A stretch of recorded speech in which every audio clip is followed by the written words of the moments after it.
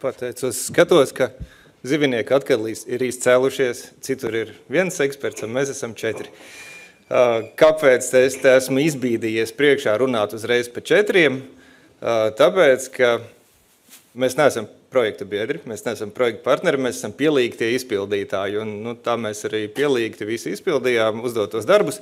Ēriks ir galvenais ezeru speciālists, Jānis tur aizmugurēs lēpjās ir galvenais upju speciālists, Andris ir cilvēks, kas ekspertu domas pastāstīja datoram. Es savukārt esmu blīve, kas pastāstīja ekspertu domas Andrim, lai viņš var pateikt datoram, un pēc tam pastāstīju pasūtītājiem, kas ir projekts un dabas aizsardzības pārvalde. Un jūs neticēsiet, grupa ir ļoti daudzveidīga. Tas nav tā kā kūkaiņi kaut kāda auga vai kas. Ne. Zivis ir daudzveidīgas, viņas ir visādas, ir šitādas zivis, ir tādas zivis, ir nēģis, kas nomirst pēc nārsta un tam līdzīgi.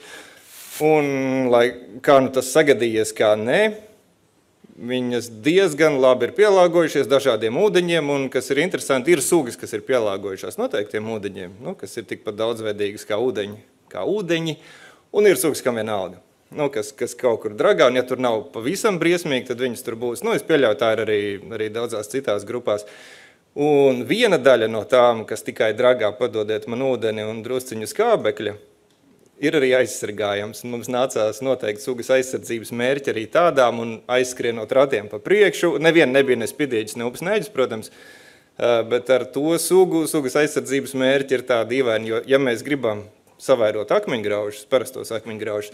Mums ir jāpanāk, lai upes tek drusku lēnāk, lai viņas drusku apsmilšojās. Līdz ar to paliek nepiemērotas virknei citu sugu un pārstāj būt arī par labām upēm, tāpēc mēs diezgan nocīnījāmies ar sugu mērķiem, kā mēs taču nevaram uzstādīt sev par mērķi, samazināt sugas apdzīvoto platību. Tas būtu nonsens, bet mēs nevaram arī teikt, ka sugas aizsardzības vārdā mums tagad ir jāapzampā visas upes, lai redz akmeņgrauzim būtu labi. Un sātans tāds. Lūk. Un Linda teica, ka viņi var pieiet pačubināt puķītes un visu citu. Zivis pačubināties neļaujās. Kas nav, tas nav. Un uzskaita viņa tiešām ir resursu ietilpīga un pietiekami sarežģīta. Es esmu arī runājis ar ārzemju kolēģiem, un arī mums ir tā nelaime. Mēs bieži vien veicam ceļmalu monitorings vai caurteku monitorings vai tiltu monitorings. Kur ir tilts, kur var normāli piebraukt, tur mēs arī monitorējam, un mēs cenšamies to nedarīt. Bet cenšanās to nedarīt agri vai vēlu noved pie kātošanas bezgalīgi garu gabalu ar ģeneratoru padusē. Tas nav forši. Un visādi citādi. Un arī tad, ja tilts pieiet, kā var redzēt bildē, Tur brīžiem līdz tā upē vēl ir jānotiek, un pēc tam dzīvam lejā un dzīvam arī augšā. Tāpēc tā uzskaita bieži vien tiek veikta tur, kur obligāti vajag. Kur kaut kāpēc vajag, kur kāds ir gatavs kaut ko darīt, un tāpēc ir samaksājis, paveicās, ja tas ir dabas aizsardzības pārvalde vai kāds cits, kam vajag. Tas ir faunas kaut kāda izpēta noteiktā vietā, bet bieži vien tas ir cilvēks, kam interesē kaut kādas konkrētas lietas, un tad viņš tur arī pasūta, un nonākam pie rezultāta, ka materiāli mums ir diezgan daudz. Mēs strādājam gadiem, un pirms mums strādāja Latvijas Zivu resursu aģentūra, un pirms aģentūras Latvijas Zivsaimniecības pētniecības institūts, un tad Baltņirhu un visi citi. Bet tas datu materiāls ir nesistemātisks, viņš ir ar tieksmi uzskaišu datu kaut kādiem rezultātiem sablīvēties vietās, kur ir vai nu ļoti svarīgu sugu atradnes, vai nu kādam ir kaut kāda interese bijusi, un arī metodas ir attīstījušās, ievākts ir kaut kas citādāk nekā iepriekš, ar citu pieeju, ar citu metodi vispār, vai ar to pašu metodu, bet kaut kādu citu izmantojumu, un tas bija mūsu pirmais aplauziens. Mēs sapratām, ka nevarēsim iziet to klasisko metodu, kur mēs skatāmies, kāds bija sugas stāvoklis pirms pievienošanās Eiropas Savienībai, kāds bija, kad pievienojamies, un tagad, lai zīmētu tās stripiņas. Un mums kaut kā jātiek galā citādāk. Un mums palīdzēja divas lietas. Pirmā lieta ir, ka zivs ir diezgan vienkārši prognozējams organisms. Viņas ir daudzveidīgas, ūdeņi ir daudzveidīgi, bet ja nav slapjums, tad zivis tur nav. Nu, tādā ziņā mums ir vienkāršāk. Viņas dzīvo tikai tur, kur ir slapjums. Nu, tā tad limitētā vietā. Un tie slapjumu veidi, viņi, protams, es esmu lasījis zinātniskos pētījumus par upju tipoloģiju, ezeru tipoloģiju, un katrs, kurš sev uzskata par lielu zinātnieku, ir sadalījis 5 līdz 12 veidos upes un ezeras, un katreiz citādāk, pēc citiem parametriem. Bet jebkurā gadījumā ir kaut kādi pamata raksturu lielumi, jo zivis par to 5 līdz 12 nav informēts, ir kaut kādi pamata raksturu lielumi, pie kā viņas pieturās, tas ir dziļums, platums, skābekļa daudzums, kaut kāds aizaugums, gultnes substrāts, tādas diezgan fundamentālas pamata lietas, un tāpēc viņu klātbūtne tomēr ir diezgan viegli prognozējama, jo zivis būs tur, kur viņām ir piemērota dzīvotne, un tur, kur viņas tiek klāt fiziski. Ja viņas tur netiek, tas slapjums var būt piemērots, bet, viņi ir ierobežoti, viņi nevar pa zemi atnākt, pārsvarā gadījumu. Lūk, un bija laimīga sagadīšanās. Kādu laiciņu pirms sugu mērķa noteikšanas mēs kopā ar Vides ģeoloģijas un meteoroloģijas centru sapratām, ka mums ir jāuzstājas upju inventarizācija. Un, lai to varētu izdarīt, mēs uztaisījām milzīgu upju datubāzi, kurā par gandrīz visām Latvijas upēm sadalījām viņas kilometru garos gabaliņos un uzrakstījām kaut kādas pamatlietas par viņām, apkopojām. Un tad mēs sataisījām tādu lietu, kā zivju nosacījumu modeļus nosacīt, lai varētu novērtēt katra upes posmiņa piemērotību attiecīgām zivju sugām. Un tad no tā taisījām projekta rezultātu. Viss ir pieejams biolapā. Izmantojiet vairāk, es kāpēc visi ignorē. Lūk, bet tas bija fundaments, no kā pēc tam ir izrietējis ļoti daudz kas. Gan nozīmīgāko šķēršļu izvērtēšana, gan sugu mērķu noteikšana, gan daudz kas cits. Un tāpēc mūsu pieeja faktiski visām sugām, ja tas ir par upēm, mēs izmantojām sugas sastopamības prognozēšanu, izmantojot nosacījumu modeli, jo mums jau bija uztaisīti nosacījumu modeļi, mums jau ir uztaisīta datubāze, kam tos nosacījumu modeļus piemērot.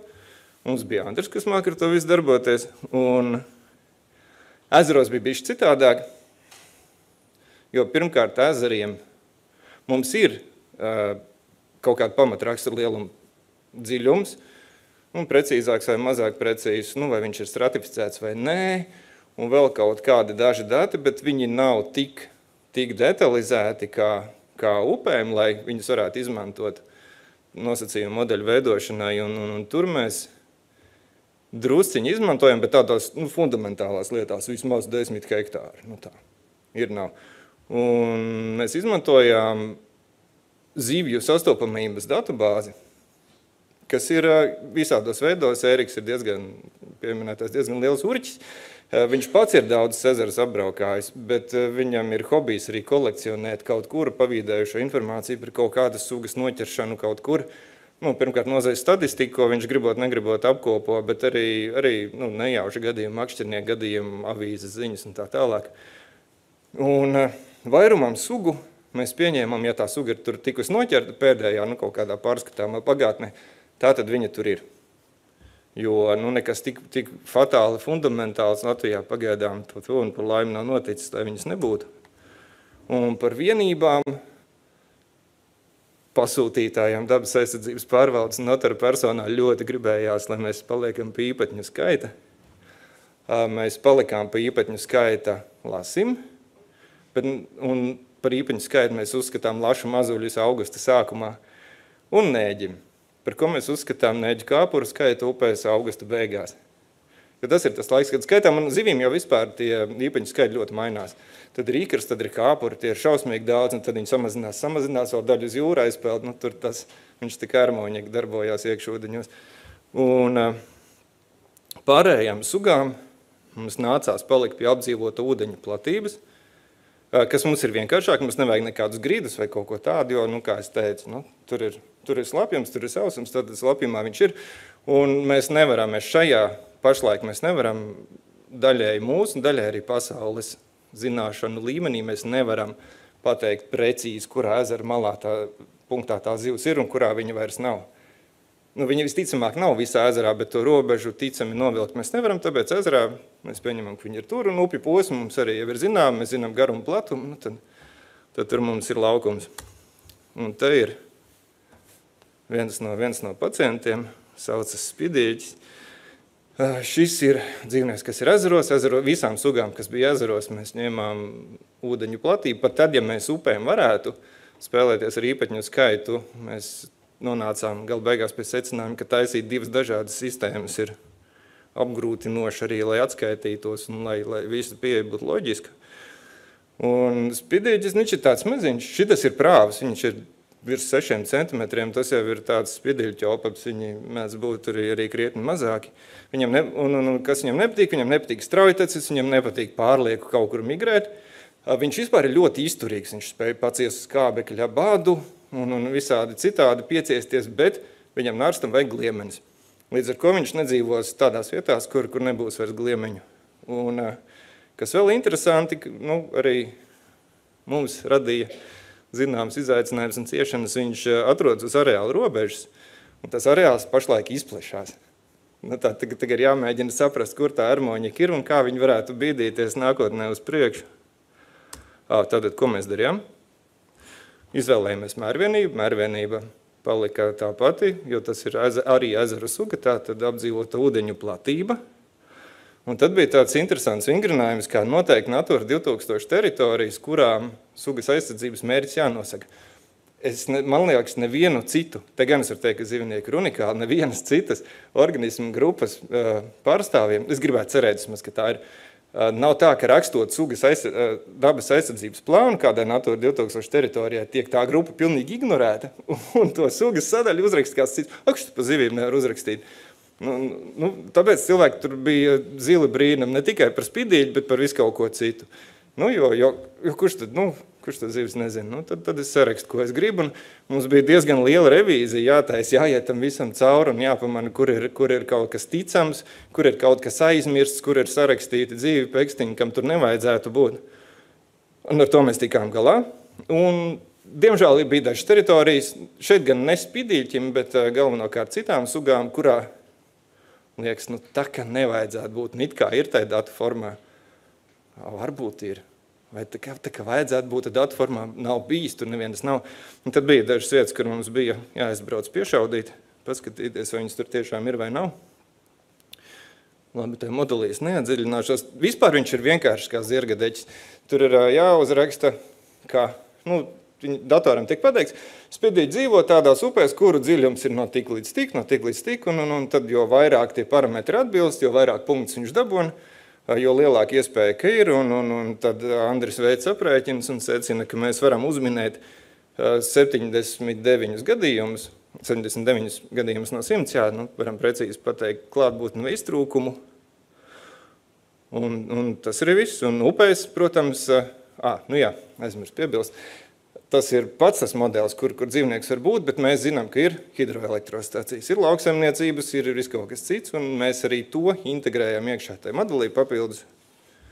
Un tad ar zināmiem vingrinājumiem var samodelēt, cik ir tagad tā apdzīvotā platība, un cik viņa būtu, ja nebūtu cilvēku ietekmes, un CO, protams, sanāk drusciņi, spidīķim drusciņi, ja viņš ir pacietīgs dzīvnieks, lielāka nekā pašreizējā vērtība, un ezeriem es jau teicu, apkopoti visi dati, kur spidīķis jebkad ir bijis noķers, un tā kā areāls izplešās, mums nav pamata uzskatīt, ka viņš tur varētu vairs nebūt, ja reiz viņš tur ir bijis un areāls paplašinās.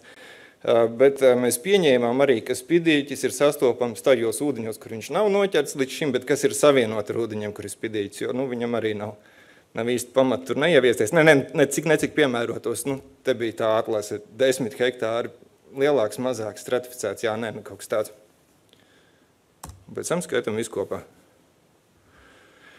CO ir apdzīvotā platība bez cilvēku ietekmes un apdzīvotā platība ezeros. Savukārt CV ir platība ar cilvēku ietekmi un apdzīvotā platība ezeros. Un tad smukā tabula, ko rādīja, pildam tik iekšā. Un pieminētais nēģis. Šai sugai mērvienība ir īpatņu skaits. Viņš par laimi ir sastopams tikai upēs. Viņš ir diezgan daudz pētīts arī tāpat kā lasis, tāpēc mēs arī varējām ticami tik līdz tam īpatņu skaitam. Un kas ir svarīgi, tā ir anadroma suga, kam nepieciešama brīva migrācija starp jūru un saldūdeņiem.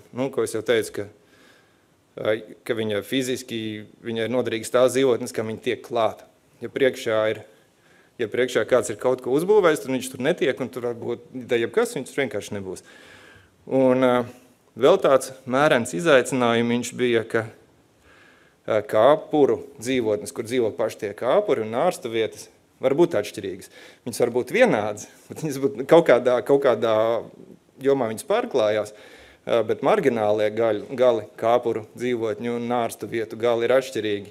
Mums bija kaut kā jāsakombinē tas nārsts ar kāpuru dzīvotniem. Piedošanu, es tā sakot, negribu neko teikt moderatoriem, bet viņam nav hominga. Viņš neatgriežas dzimtajā upē.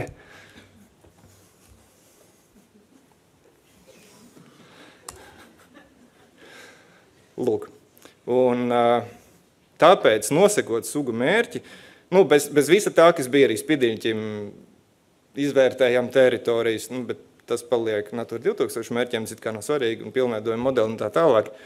Mums bija jānosaka mūsu ambīcijas, jo ja viņš kaut kur aiz dambja netiek, mums ir mērķi jāpasaka, virs kura dambja mēs gribam, lai viņš tiktu, un kuru dambju mēs uzskatām par nākotnē potenciāli aizejošu, un kuru mēs tā kā atstājam. Un dambji ir visādi. Ir tādi, ko maziņi ķenķeriņi, ir bišķi lielāki, ir Rīgas hesi.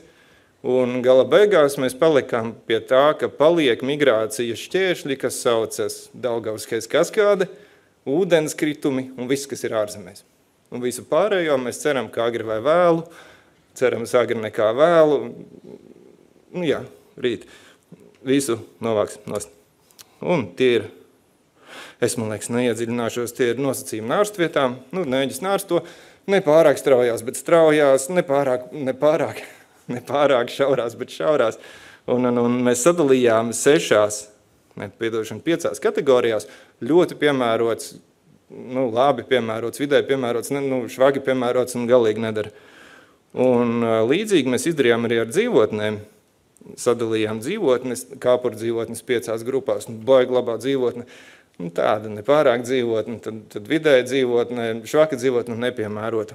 Un tad uztaisījām algoritmu, kā pārnest no viena uz otru.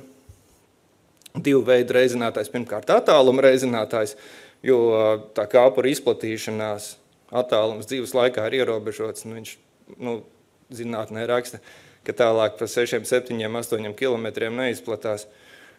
Un tad kāda daļa no viņiem aizķerās, un vairāk aizķerās, labajās dzīvotnēs, un mazāk aizķerās sliktajās. Tāda bija tā mūsu doma, un visu pārbaudījām, viss statistiski, matemātiski darbojās, tā kā mēs esam uzminējuši. Un, ko tad mēs darām? Mēs modelējam īpatņu blīvumu, te ir abas bildītes. Lāga nevar redzēt, diemžēl augšā ir. Šitur, tur ir augšā CV, un te ir apakšā FRV. Un te mēs varam redzēt, ko izdara Daugavas hesi kaskāde. Viņa ir izšņāpus no Latvijas tādu pamatīgu kūku ārā, kur neģi nebūs. Tāpēc, ka tur ir hesi. Un tur augšā mēs varam redzēt, ka visi citi hesi ir izšņāpuši vēl krietnes kūkas gabaliņus ārā. Ne tikai hesi, jeb kādi aizsprosti, cilvēku sataisīti visādi brīnumi, pārpratumi, mazi dambīši, lieli dambīši, barona Mantoifeļa dambju pārpalikumi un viss cits. Pavisam 1400, tos arī slikti ielikts caurteks. Mīļie draugi, no tā ir jātiek vaļā, ja mēs gribam lētus nēģis. Ekonomikas pamatprincips, jo mazāk dzīvnieku, jo dārgāk viņi maksā. Un uzdevumi nākotnē, ar apakšējo galu jau es sāku, ar 3. secinājumu arī turpināšu. Es daudz esmu par to runājis, daudz esmu par to rakstījis un daudz to esmu apgalvojis. Mīļie draugi, varbūt ne šeit, bet mēs kā sabiedrība kopumā savas upes nemīlam. Ar mīlestību nesaprotot kaut ko līdzīgu sutenierismam, ka mums vajag kaut kādu labumu no viņiem dabūt. Bet tādā nesautīgā mīlestības ziņā mēs viņus nemīlam, mēs viņus izmantojam, bendējam, gandējam un attiecamies slikti. Tā ir, labi, propagandas daļa, bet par sugām mēs ļoti saskārāmies ar to, ka, tieši tāpēc, kas teica, ir resursu ietilpīga, laika ietilpīga ir uzskaita, tāpēc, ka viņi gandrīz vienmēr bijusi kvantitatīva vai, tā sakot, pielīdzinama semikvantitatīva. Un mums vajadzētu pievērsties vairāk kvalitatīvai izpētē, sugu klātbūtnei. Metodas ir izdomātas, Maksims jau pieminēja, vides DNS un citas, kur mēs varētu daudz labāk, īpaši tām sugām, kurām sugu mērķis ir klātbūtnē tikai. Bet arī tām sugām, kurām ir īpatņu skaits, ja mēs zinām, ka viņi tur ir, mēs jau varam sākt uzmanīgāk skatīties, citējot Andri, jo daudz, kur mums modelis saka, tur ir jābūt lasim. Saka, nē, kādu lašu, tur laši nekad nav bijuši. Un tad Andris saka, aha, bet vai jūs esat bijuši katras upes, katra kilometra, katrā metrā, un točni zinat, ka tur laši nav? Neesam. Lūk, un tas vidas DNS mums ļautu paskatīties negluži katrā, bet pārskatāmās attiecas baseina daļā, vai tur ir vērts kaut ko meklēt vai nav. Tā kā par to ir jāstrādā daudz vairāk, un kad jau mēs tiksim pie jauniem datiem, vienmēr varam uzlabot zivju nosacījumu modeļus un arī datu bāzi. Paldies!